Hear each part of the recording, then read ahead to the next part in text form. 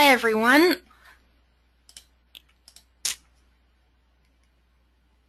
There we go. Hi everyone, welcome to today's webinar. Today's webinar is a project of the Resilient Power Project, which is managed by Clean Energy Group, and our topic today is hydrogen fuel cell development plans for the Northeastern states. And before we get started, I would like to go over a few quick housekeeping notes.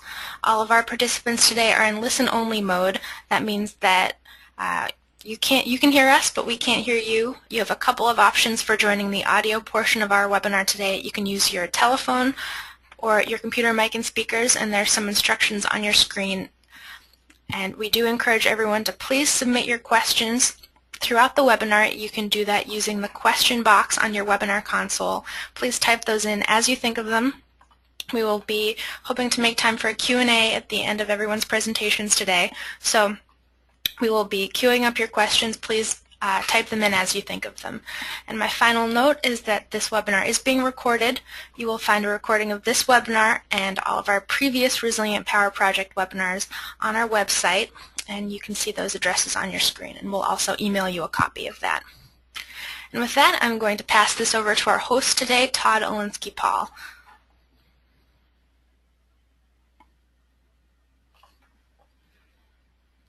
Okay, thank you very much, and welcome to the webinar, everybody. I apologize, we're starting a couple minutes late. We have 4 speakers today on the topic of fuel cells and hydrogen and some roadmaps for the Northeastern states. So before we get to that, I'm going to give you a brief introduction about what the Resilient Power Project is, and then we will go into the presentations. I also want to let people know that we will try to address as many of your questions and comments as we can after the presentations are over. If you have a question or a comment, please type it into the question box you see on your webinar console on your screen.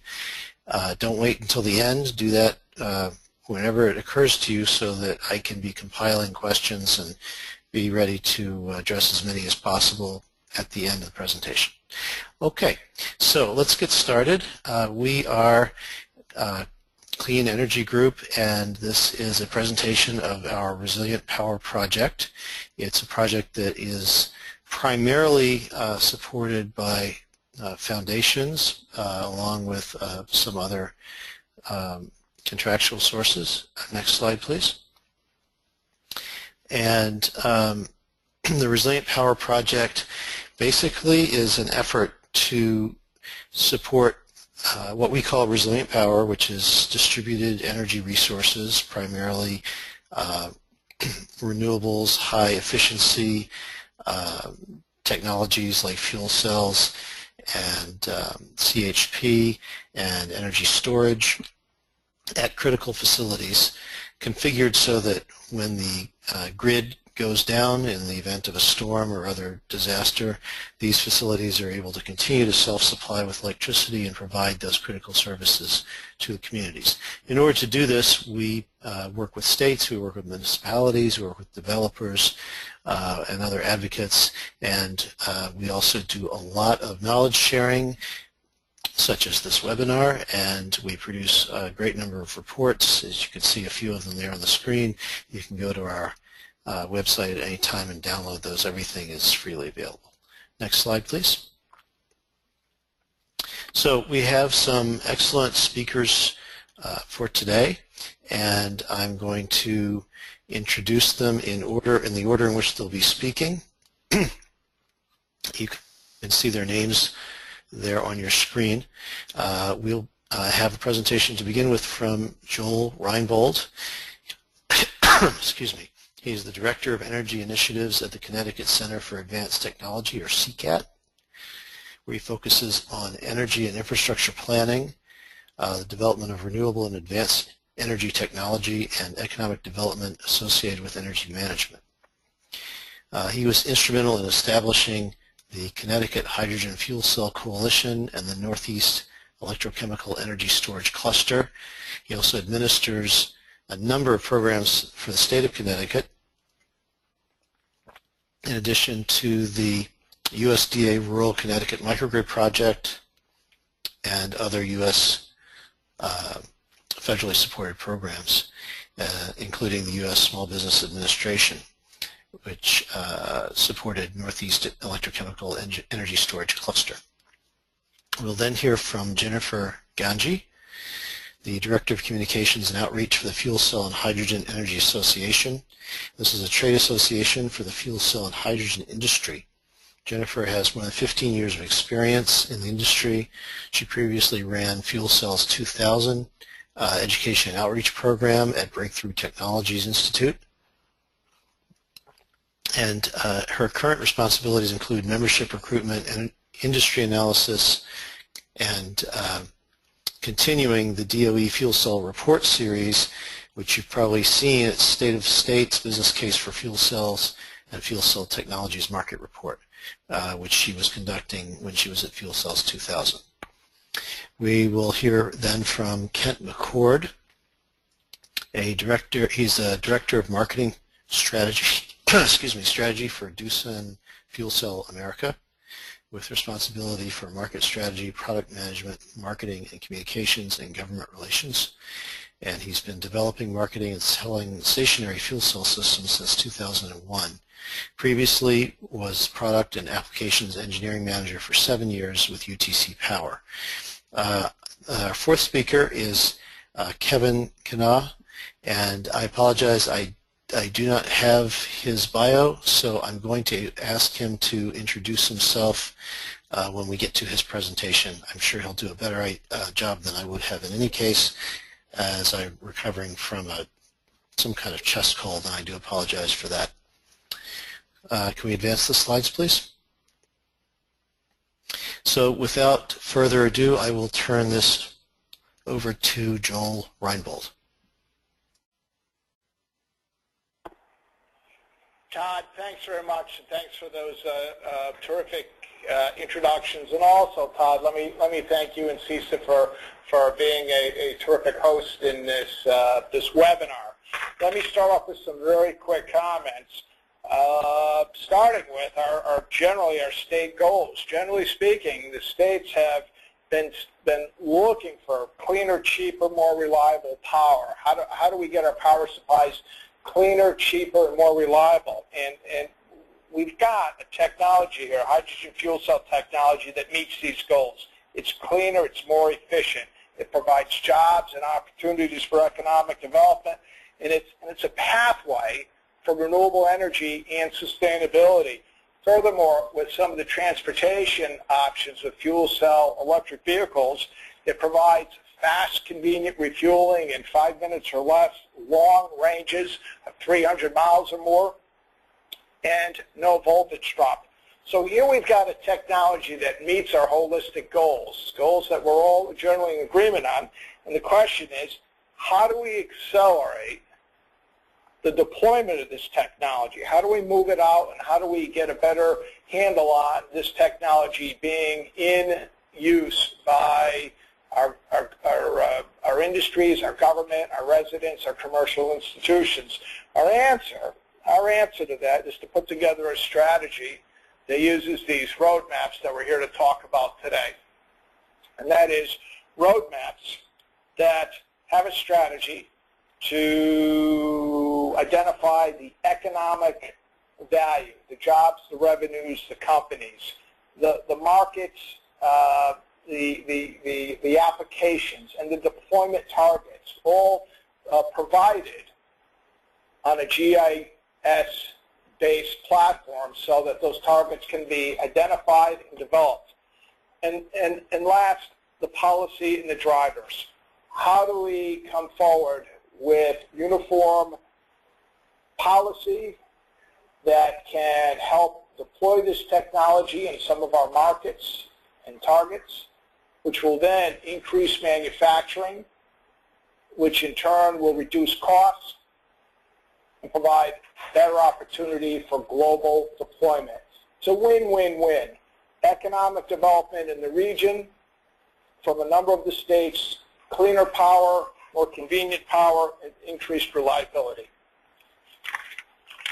The roadmaps that we've provided have been developed for each of the states. And as I mentioned, each one of these roadmaps has an in-plan model that identifies the jobs, the revenues, the markets, and the targets. Each of these states, Maine to New Jersey, has an opportunity to identify all these targets for the public targets: ports, airports, government buildings, institutions like schools and university, wastewater treatment, water, potable water pumping, landfills, schools, Department of Defense, military, police, fire. All of these have been identified for each of those states individually. Every single one of these is on a GIS platform, so it can be used by local developers, local policymakers, regional developers, state government, federal government. It's all there. On the private side, we've identified all the private targets: hospitals, hotels, manufacturing facilities, energy-intensive industries, commercial buildings, telecommunications. And again, these targets have been identified on a GIS platform for each of the states and are available for local, state, federal policymakers and developers. On the transportation side, we've identified the transportation targets: fleets, early market adopters, hydrogen users, hydrogen producers, and population densities that would support the development. The targets, we've identified over 1,300 megawatts of fuel cell electric generation, combined heat and power facilities, combined for each of the states. Now that's just a fraction of the capacity market, but it's a very good start, and it's a good start in the right places. On the transportation side, we've identified the opportunity for over 14,000 fuel cell electric vehicles. These meet ZEV standards. They'll provide high efficiency, and they'll meet CAFE standards. Again, these 14,000 vehicles are a fraction of the transportation market, but it's a terrific start. The next area that we want to coordinate with is both policy for both stationary development, and that's the combined heat and power fuel cells, and the transportation sector with policy for fuel cell EV, fuel cell electric vehicle deployment. Coordination of these policies will be critical for coordinated, efficient deployment and to realize the value proposition that comes out of these. Well, I'm going to conclude with this and hand off to my colleagues that will talk about where and how these roadmaps can be used by policymakers, by industry, by potentially even the developers. I'll also provide an opportunity for these roadmaps to be made available to each and every one of you. They're available online at www.ccat.us, and I'm sure Todd will be able to provide copies from CISA as well. Thanks very much. Okay, and thank you very much, Joel. I believe we're going to go now to Jennifer, and while we're queuing her presentation up, I just want to remind everyone listening, we have a bunch of attendees, approximately almost 90 people on this webinar at this point, not a single question, so please do type in your questions and give us some idea what you're thinking and what you'd like us to discuss after the presentations are over. Okay, Jennifer, go ahead, please. Thanks, Todd. Thank you, everyone. Thank you, CISA and Sam and everyone for joining us today. My name is Jennifer Ganji. I'm the Director of Communications and Outreach at the Fuel Cell and Hydrogen Energy Association. As Todd mentioned, we're the trade association for the fuel cell and hydrogen energy industry, and we're focused on commercializing fuel cells, advancing fuel cells, doing education and outreach to end users and Congress and basically all stakeholders involved. And our members represent the full global supply chain of the industry. You can see our members here. There's quite a diverse group of automakers, fuel cell manufacturers, fuel suppliers, and then end user groups as well, associations and government agencies. And the manufacturers represent all sizes from portable power to large-scale stationary, and again, fuel cells for vehicles and buses and all things in between. Before coming to FCHEA, I had a past life doing a lot of industry analysis at Fuel Cells 2000, as Todd mentioned, and I did, with my colleague Sandy, we wrote a bunch of reports for DOE, including the State of the States Fuel Cells in America, Fuel Cell Technology Market Report, which is like their annual report, the business case for fuel cells, which focuses on the end user customers of fuel cells, and then I brought those over. We're currently working on the market report now, and then the other two reports will follow throughout the year. And also, my colleague Sandy does this annual policy wrap-up that focuses on the state policies that happened that year before. So that's a way to kind of get a little bit more into the policy, where fuel cells and hydrogen are included, what they're eligible for, things like that, tax incentives. And so with regards to Joel's roadmaps and CCAT and NEESC's roadmaps, we've been finding them very, very useful with our work. We did a highlight of that group and the reports in our last State of the States report. That was the year 2012, and then the monograph update from last year. And so we've included that. We use them with our outreach on Capitol Hill, and I think these 2015 reports are going to be just a great resource for us. In past February, we did a white paper here at FCHEA talking about fuel cells in resiliency in the Northeast grid, and I think, again, these roadmaps really fit in with that, like trying to do a little bit more outreach to the states that were hit by Hurricane Sandy and Irene a couple of years ago, and just showing how fuel cells could be used more for grid resiliency and energy storage, and areas where Congresses in that state and lawmakers in that state are really waking up to a need for reliable, clean power. So again, I'm kind of on the industry analysis side and kind of the customer side, doing what's out there. And so just did a little summary on each of the different applications to kind of provide an overview for the listeners who aren't as familiar with fuel cells. They're really starting to gain momentum. There's at least, well, we know conservative estimate would be about 200 megawatts of stationary fuel cells installed in the U.S., and I think by our last count it was really about 230. And then, focusing on the Northeast for this call, there's at least 50 megawatts in the Northeast, mostly New York and Connecticut, and New Jersey is starting to really try to install some. And there's over 16 megawatts planned in the next year or so.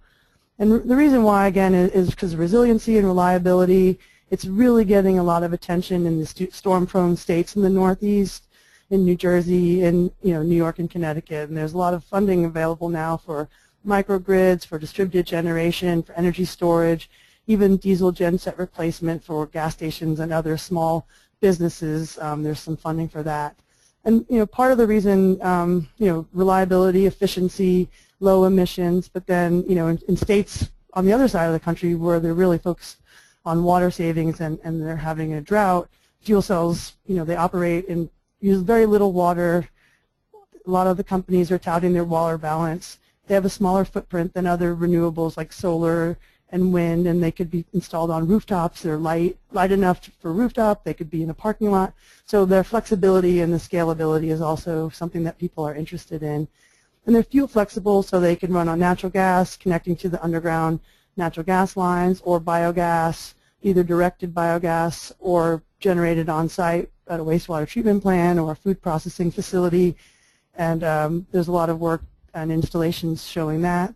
We're seeing larger and larger systems deployed, a lot of utility level installations, a lot of megawatt plus size being installed around the country, a lot in the Northeast too.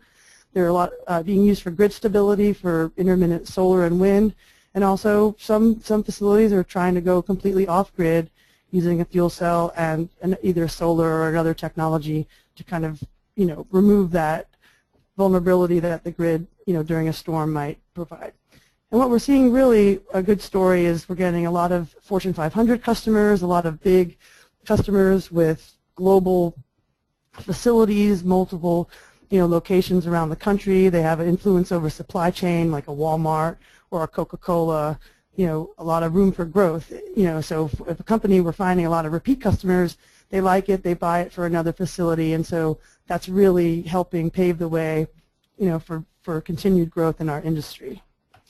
Quick summary about stationary power in the Northeast. New York and Connecticut have been the leaders for a long time now.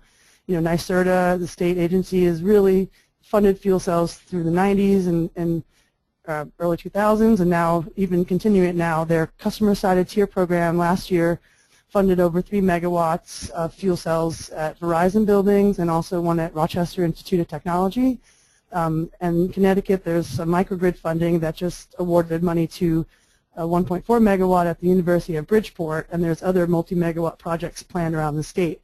And you could read our last state report. We really did some extensive overviews of New York and Connecticut, their history of funding and their history of policies, and then also with regards to the Northeast, Massachusetts and New Jersey were listed as up-and-coming states because they're really doing a push for funding fuel cell projects. In New Jersey, as you see, they have 3 different programs that are providing funding for combined heat and power, for large energy use, and then they have the Energy Resilience Bank, which provides some funding for these type of projects. Bloom Energy, which is a California company, and they have a lot of installations there.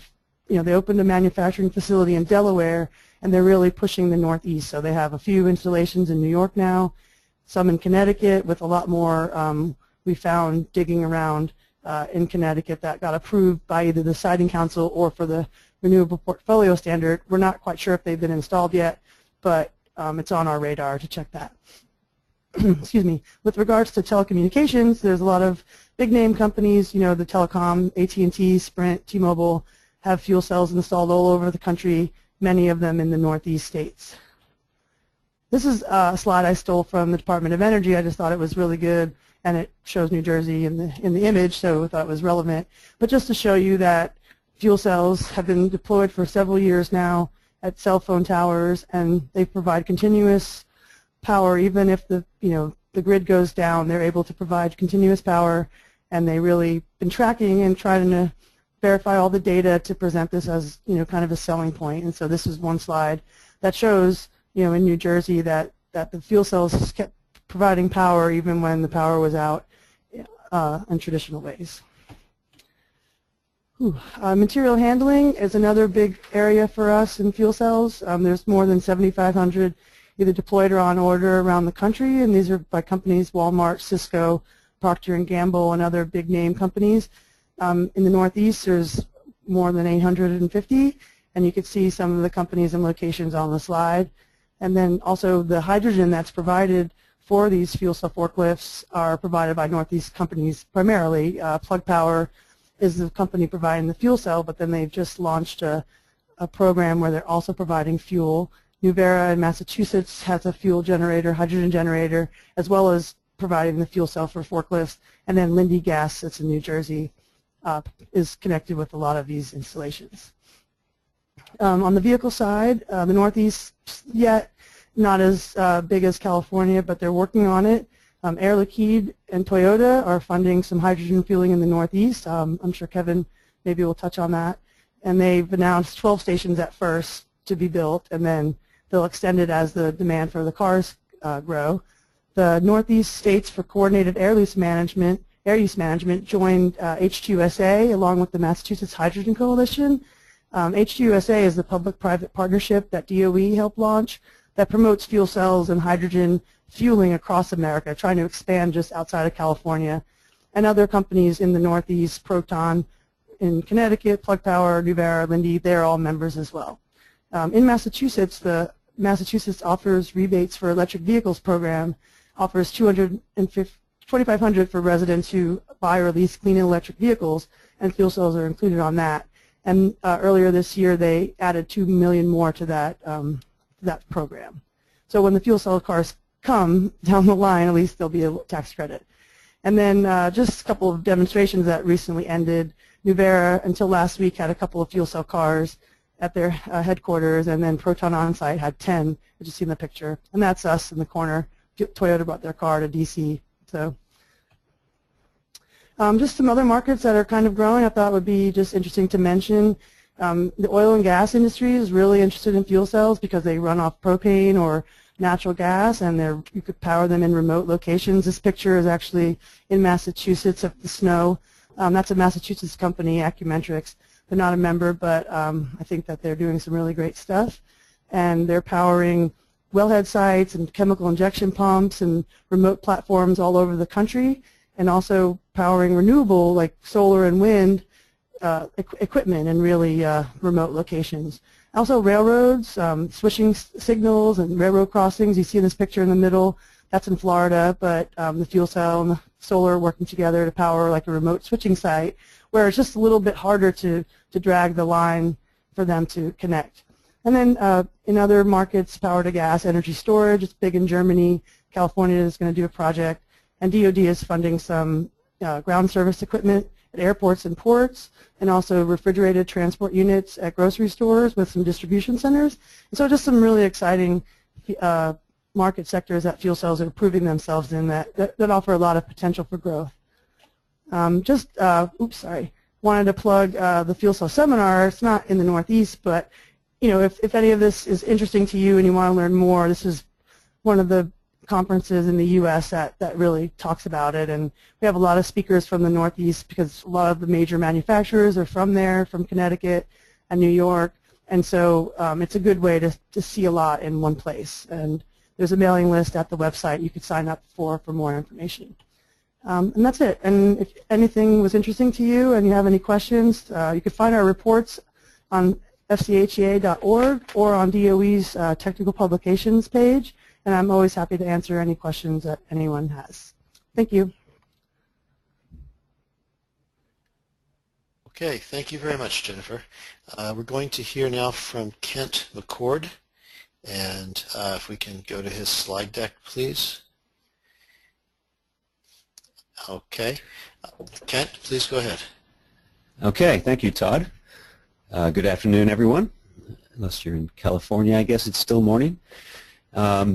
Again, I'm Kent McCord. I lead the marketing effort here at Doosan Fuel Cell, and I'd like to just give you a little bit of background about our company and our products, and then talk about how we've been using the roadmaps that Joel described in the first segment. So a little bit about us. Of course, our business is stationary fuel cell power generation. Our flagship product is the Purecell Model 400, shown here. It's a natural gas fueled continuous duty combined heat and power system. And I think Joel described the value proposition pretty well. And really it's a three-legged stool. As we've discussed here, fuel cell energy generation is extremely clean. In combined heat and power mode, we can achieve over 90% system efficiency. And the fuel cell reaction with no combustion is really very low CO2 and air emissions. And then we operate in water balance, and so during we make this energy with no water consumption, which in California, of course, is a growing big deal. And many people probably do realize that the power generation industry is responsible for substantial water consumption. So I think fuel cells are one small way to help the water situation. Fuel cells, I think probably the most important asset of fuel cells ultimately will be reliability. A very simple process of generating energy. There's really no moving parts in the fuel cell reaction.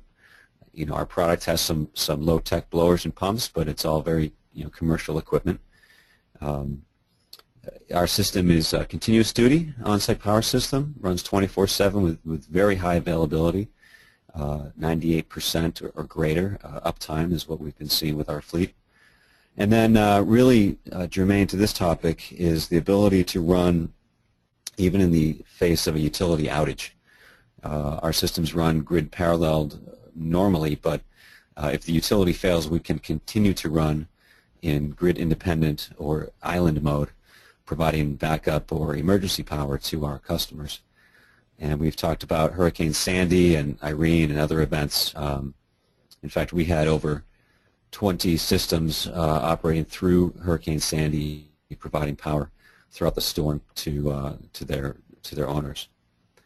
And cost effective, of course, that's where fuel cells are right now, is really trying to get the costs down, and the industry, where we've made tremendous progress. Now with our product, we have a 10-year cell stack life, which really helps keep the life cycle cost of ownership down over a 10 or 20-year term. So that's a key differentiating feature for us. A big effort of the fuel cell industry, really, to extend stack life. We can compete with electric utility rates, especially in the Northeast and in California, and we offer a number of financial solutions, including power purchase agreements and leases. So, you know, our company is really it's a new company built on the assets of UTC Power that was developed by United Technologies throughout the 80s and 90s. And we have tremendous experience and fleet experience. Now we are a member of the Doosan group family of companies. I'll talk about that in a minute. Our headquarters are in Connecticut, South Windsor, Connecticut, where we have really all of our support functions, including everything from engineering, R&D, through production, sales, and service. And we are focused on the stationary fuel cell markets in both the U.S. and in Korea.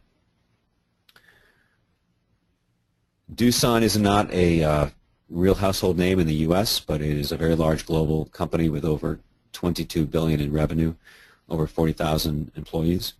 In the U.S., our most well-known brand is Bobcat construction equipment, but Doosan really has industries activity, business activity throughout many heavy industries and infrastructure businesses, including power generation, water desalination, many engine businesses in various industries and markets, and construction equipment. So now fuel cells are a new part of the Doosan group, and really I think what this says is that a very large company with over $10 billion invested in centralized power generation decided to invest in distributed, kind of small-scale distributed fuel cell generation as a growth industry for the business. So it really, I think, speaks to the optimism and potential of the fuel cell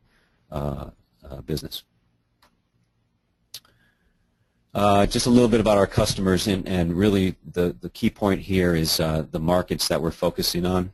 The product is really intended for commercial and industrial type of facilities. So our customer base and the markets that we're focusing on are data centers in the telecom industry, universities, hospitals, a lot of industrial or production kind of activity. As a second level, we have a number of utility customers, especially in Korea. That opportunity is growing here in the U.S.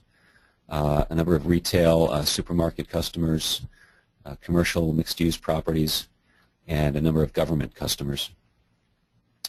So what I really want to talk about here with respect to the CCAT and the NEESC roadmaps that Joel talked about is how we're leveraging them now in our sales and marketing campaigns. Hospitals in particular are a good application for combined heat and power systems, and a good application for our fuel cells. We have a number of current customers, and we're looking to grow that customer base. Hospitals, of course, have high energy demands, both electricity and heat, for space heating or space cooling, and for domestic hot water. So it's a really great application.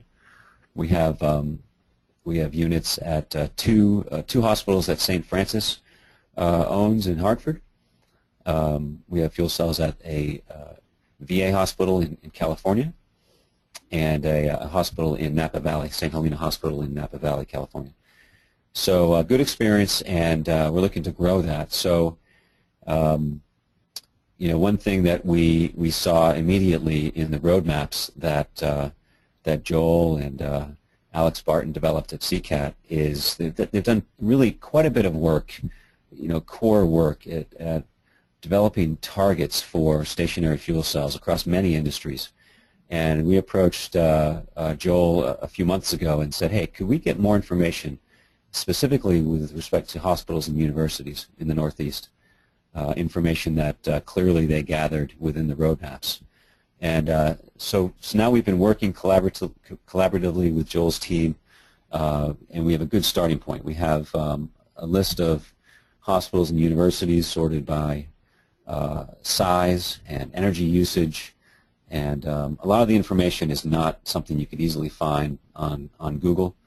A lot of hard work was put in to identify, characterize the hospitals and universities, including how many buildings on the university, et cetera. So we think the roadmap is helpful for us in just even tactically building a sales and marketing campaign in different vertical markets. And then and generally, I also believe that it's a good document that talks, or all of the roadmaps really are helpful to Jennifer, for Chia, and all of us who are engaged in policy development, outreach programs that Jennifer talked about.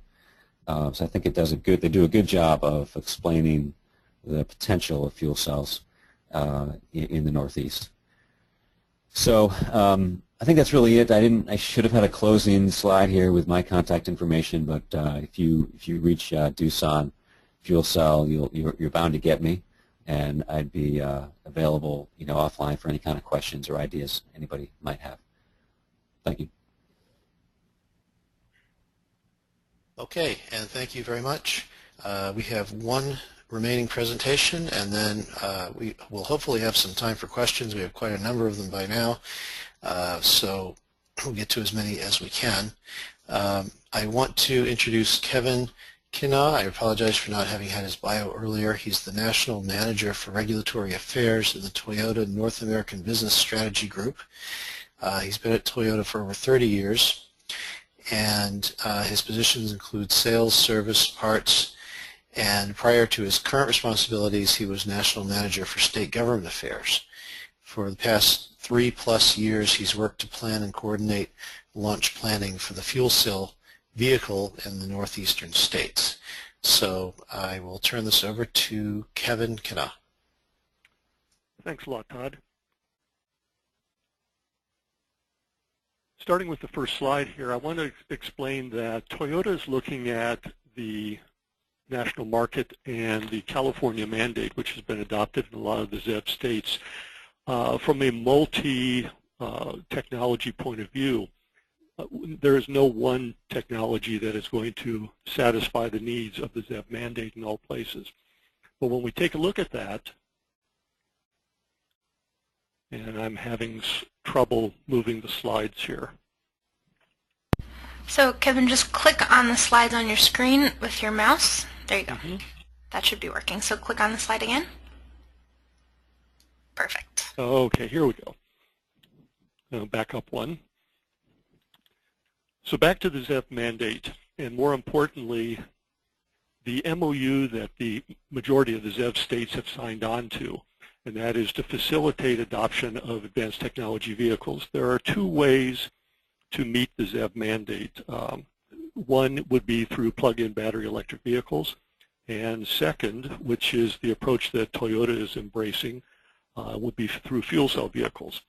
The reason we feel strongly about that is because in talking to our 7 million+ hybrid customers around the world, we get a resounding response from the customers and also from our dealer body that they want no compromises. And the experience that they had in transitioning to the hybrid vehicle proves that. They can refuel in 5 minutes, and more importantly, especially in the Northeast, weather doesn't really have a major impact on the fueling process, or more importantly, the range of the vehicle. Hydrogen vehicles can be refueled in 5 minutes, and the performance of the vehicle is basically the same regardless of the weather conditions. So this is a plus, and our customers have said, tell us more. They're very interested in that.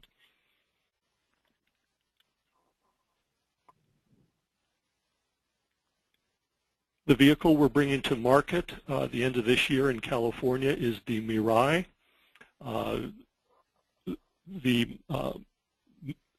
The note at the bottom of the picture you're looking at is leave no mark, and that is the bottom line here. It is a zero-emission vehicle, but back to what I said earlier, there are no compromises. It can be fueled in 5 minutes, and our estimated range, which we are still waiting on a final determination with EPA, is about 300 miles per fill-up.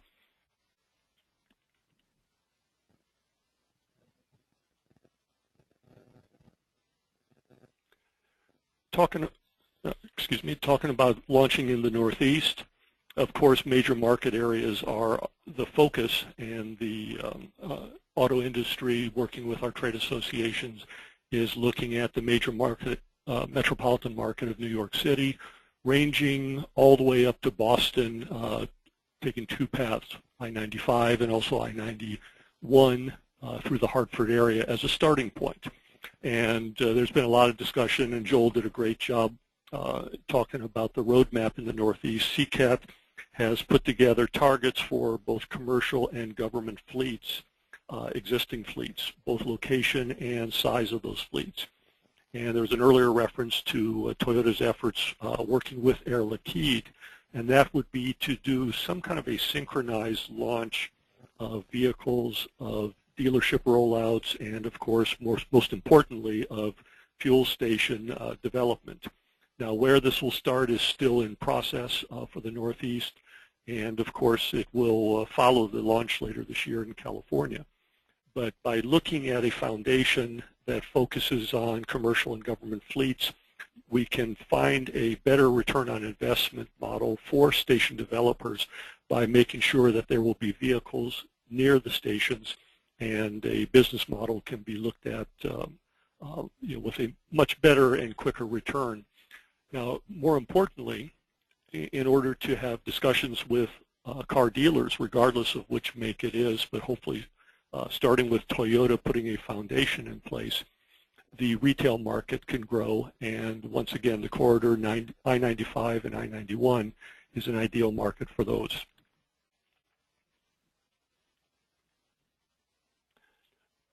Back to the vehicle, the Mirai.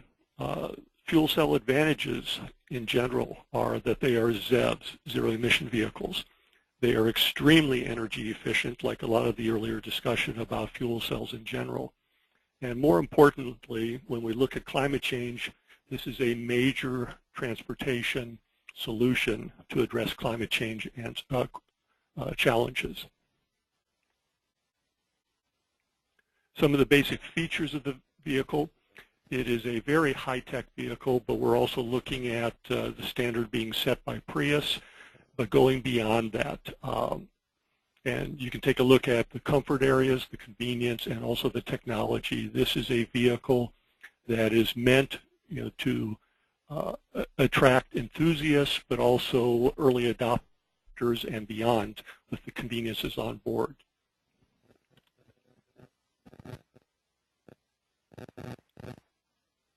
And my mouse is jumping around here.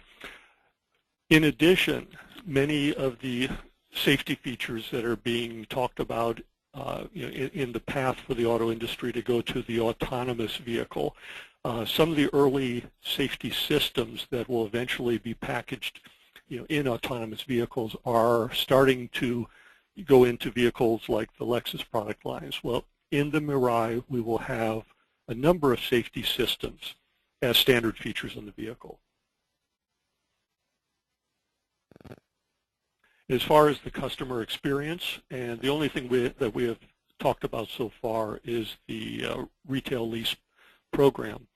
That is a basic 360-degree total ownership program, which includes maintenance, 24/7 customer support, and also a prepaid fueling package, which we're working on the final details of that program. But it is a very, very customer-friendly program and very affordable as compared to other vehicles in the standard internal combustion engine market. Another option that we're working on is a power takeoff unit, and this specifically in the Northeast is something that we've heard a lot of feedback on. After Hurricane Sandy, the idea of having a vehicle that could be a power source became very attractive. So there will be a power takeoff option available after introduction of the Mirai, and that basically will turn the vehicle into a power generator. More details to follow. And warranty. With any new technology, customers are very concerned about what is the warranty, how am I covered? And in the ZEV states, the basic warranty is each year, 100,000 miles, and the Mirai will follow in that direction. The dot points you see on the screen basically take each one of the systems in the vehicle and how they are backed by the warranty.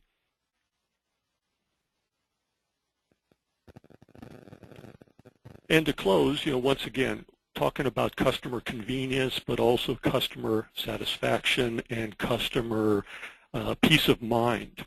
The fuel cell vehicle is seen as our halo vehicle going forward. And it is part of our hybrid strategy. The hybrid platform, when we announced Prius many, many years ago and started talking about our hybrid synergy drive system, is the basis and the foundation for many advanced technology powertrains of the future. There are similarities in our basic platform from our hybrid systems, and that is what makes the fuel cell even more streamlined, because it can be, as product updates are given to rest of the product line, fuel cell can be easily adapted as we go forward.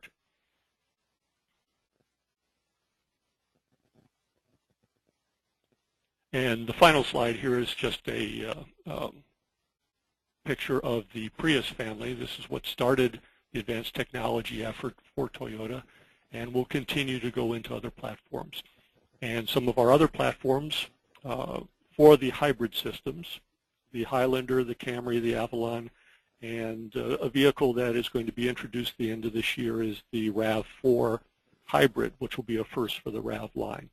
So hopefully at some point, based on successful rollout of infrastructure and also customer acceptance and fleet adoption of the fuel cell vehicle, I hope to be able to expand this slide in the future and have more platforms that will be looking at fuel cell technology.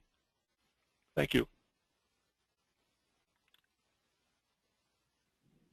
Okay, thank you very much, Kevin, and thanks to all our presenters. We do have a lot of questions now, and we'll do our best to get to as many as we can. If it's okay with the presenters, I may extend this an extra 5 minutes or so, since we did start a few minutes late, and we want to try to get in as many questions as possible. So I'll jump right into those. If you want to speak to this, please do. If it's directed to a particular person, I'll say so. And this is a general question.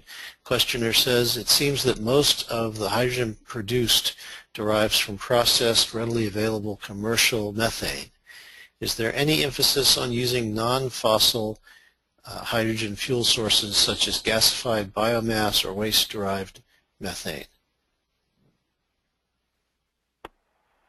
This is Joel. We've certainly seen a lot of emphasis to use both biogas and other renewable energy for the stationary side. Further, we've also seen the application of using photovoltaic and electrolysis to make pure hydrogen for hydrogen refueling. Photovoltaic cells on the roof, electrolysis compression, they make the hydrogen, the cars come in, and you can truly say the vehicle is powered by sun and water. And backtracking on the stationary side, we've also seen some of the stationary facilities developed with some biogas from sewage treatment plants and food processing. The technology that's used could also support some hydrogen slip across the membrane, and that hydrogen could be used for both power generation, heat generation, but also the hydrogen could be stored and used for transportation, used to fuel up a vehicle. And that work is being supported by some of the states and very much supported by the U.S. DOE. Okay, thank you. Here's another question on, well, this is actually on methanol. Is there any consideration of using reformed methanol fuel cells instead of or in addition to hydrogen fuel cells as a solution for some of the transportation and fueling issues associated with hydrogen? This is Jennifer. I'm not that familiar with any being used for transportation. The DOE was looking at that several years ago, but kind of made a decision not to pursue it. But methanol is being used more increasingly in other countries, India, Africa, Middle East, for powering fuel cells in telecom, backup telecom. So methanol is more readily accessible to these countries than hydrogen, and also easier to transport. And so we're finding a lot of, Ballard is a company in Canada. Their product, they can run on hydrogen but also methanol, and there's a few other companies that their product can run off methanol and reform it within the system, and for telecom backup and other applications like that. Okay, thank you, Jennifer. I'm glad you raised the topic of telecom backup because I was just about to ask a question on that. The questioner writes, is there any consideration for fuel cell backup power for critical systems such as telecom towers? Does that factor into the roadmaps? Yeah, the telecom facilities are identified in the roadmaps as stationary targets. We've seen a lot of support from both the U.S. DOE, and we see this area being commercialized right now. A number of telecom facilities are using hydrogen storage at a telecom facility with the fuel cell for backup power. It's clean, it's efficient, and it works very nicely. So we are seeing that commercial application.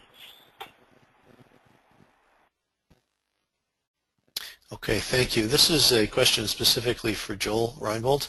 The questioner says, our state Department of Transportation gets revenue from a gas tax, so there's a reluctance to support electric and fuel cell vehicle efforts as it takes away funding to fix roads. How are states shifting gas taxes to other revenues? Well, that's a pretty astute question, because right now we don't see a tax structure on the hydrogen, and we'd like to encourage the industry to become more developed with some refueling stations and the vehicles before the tax structure is applied. But that said, yeah, I feel your pain. I understand that this is an issue, and some folks are talking about it. I don't have anything to give you to suggest it's going to go one way or the other, but I do suspect at some point in time you will see hydrogen being taxed very much like gasoline and diesel. Okay, great. Here's a questioner who wants to know how hydrogen backup compares to battery systems for electric stabilization of solar and wind sources. I'm assuming that means integrating variable generation sources like solar and wind onto the grid. Someone want to speak to that? Well, I think Kent could probably provide more information on this, but let me very quickly suggest that the fuel cells, either as a backup, moreover as a stationary baseload facility, can provide not only the capacity but also provide voltage support, frequency control, and grid stabilization. So it definitely can work very, very nicely with some of the intermittent renewables like wind, PV, and perhaps even hydro. And we are seeing that that model being developed for both base load generation and some of the backup generation. Maybe, Kent, maybe you can add something to that. Sure, Joel, thanks.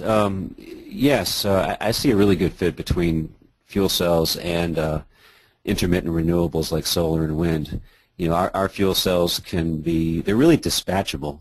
There's a misunderstanding common misunderstanding that stationary fuel cells really only can run at a given power level in a base load situation. So constant power output for a long period of time with little ramping. Our fuel cells are actually electric load following capable. We can modulate the fuel cell output by varying the fuel input at about 10 kilowatts per second, which means that we're dispatchable. We're controllable by the utility or the customer to help offset any challenge to the utility grid with the intermittency of solar and wind. So I think that type of value proposition can be developed. And then the last thing I'd say is that as an inverter-based system, the fuel cells create DC power. We invert that to AC power, and the inverter provides quite a bit of capability in terms of frequency regulation, reactive power support, those sorts of things. And I don't think that the industry has taken full potential of that just yet. It's really a matter of economics, but I think as utilities struggle with renewables penetration, especially in California, there's definitely an opportunity for inverter-based fuel cells to help with grid stability.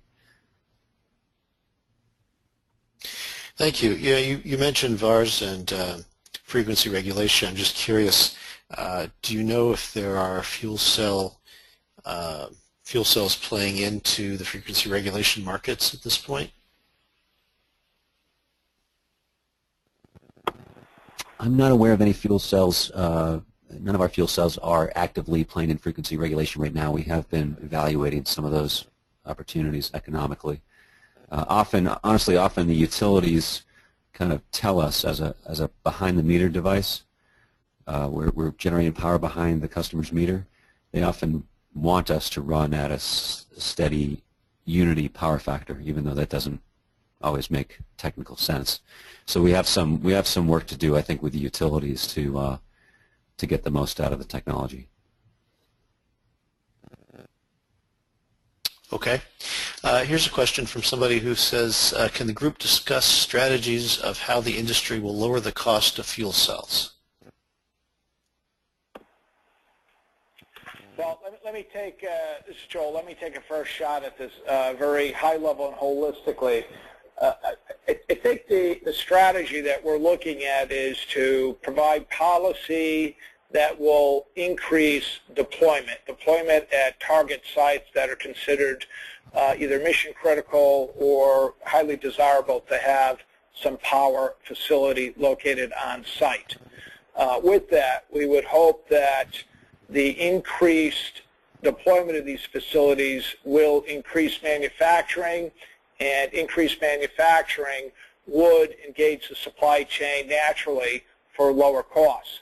Now, if the industry were mature, I may not be able to say with confidence that the reduction in cost price is possible, but we still see the learning curve of this technology fairly early. That is, there's a lot of opportunity to drop prices with manufacturing and supply chain refinement and supply chain engagement. So we think that model of using policy to get deployment will increase manufacturing will naturally ramp up to reduce costs, will be a good strategy to move forward with.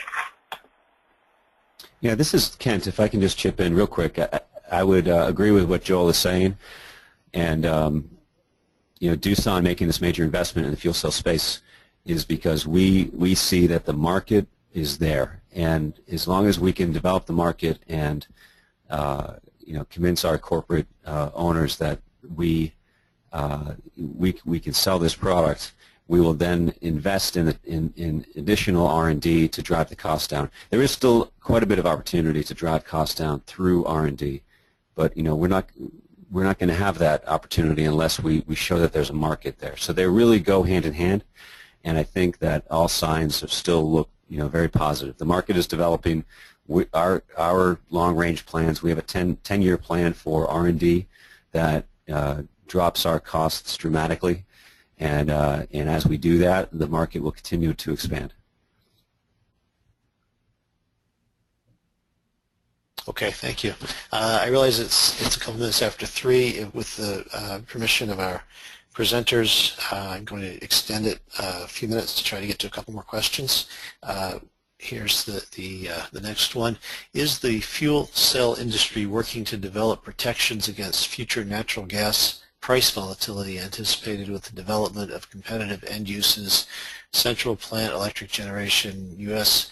export capacity, alt-fuel vehicles, specialty chemicals, etc.? And are any states or utilities providing long-term gas contracts or tariffs as a model? Well, certainly in the Northeastern, we've seen a lot of the larger baseload facilities not moving with firm capacity gas contracts. Their spot market, and that does raise an issue of concern. With the fuel cell technology, we do see an opportunity to either go with firm or spot market gas. Moreover, the fact that some of these stationary fuel cells will be located behind the meter will provide an opportunity for market-based decisions. That is, the particular owners can make a decision where and how they want to manage the risk. And let me also add, before I do a handoff to Kent, who may also want to comment on this, we've never said that the fuel cells distributed generation is the only model. We've said it is one model, it's one solution, and we think it will have a good opportunity to work nicely with intermittent renewables, intermediate facilities, and baseload facilities alike. And we think that the combination of these facilities will naturally help manage some risk and reduce some of the volatility. That said, I don't disagree with the question and that gas supply is going to be an issue in the future. I won't comment, Todd. Okay, thank you. The next question. Okay. Next question is for hospital systems, and I assume this is on average. What is percentage of total electrical use generated by Doosan system? So maybe the question is for our hospital applications, how much of the energy that the hospital needs is provided by our fuel cell systems? I think that's it, yes. Okay, so I would say, in general, probably about 30 to 50%. To get the best economics, you often are looking to take full advantage of the electricity and the heat. So you're sizing the application for both, and often the heat is one of the more limiting factors. So we may put just 2 or 3 fuel cells there to meet the heat load, and then the electricity is not a byproduct. It's really the core value. But you put those two together, and maybe we're at 30 to 50% of the demand for the hospital provided by the fuel cell, and the balance provided by the utility. You could go certainly higher, especially in states where net metering is allowed. It just depends upon the kind of the motivating factors for the owner. Okay, so we're at 7 minutes past 3. I think we need to wrap it up. My apologies to folks who sent in questions that we weren't able to get to. I want to thank our guest speakers, Joel, Jennifer, Kent, and Kevin. And I think it would be nice if we could give folks an idea of where to go to get copies of these roadmaps, and then also where to look for this webinar in its archived form. Samantha, can you Can we do that? We can, yep. So we're going to send a follow-up email to all of our webinar attendees, and we can include a link to the roadmaps in that, and we'll also include a link to the webinar recording. In the meantime, you can find all of that information on our website at resilientpower.org. Okay, great. Do we have any upcoming webinars that people might want to be aware of?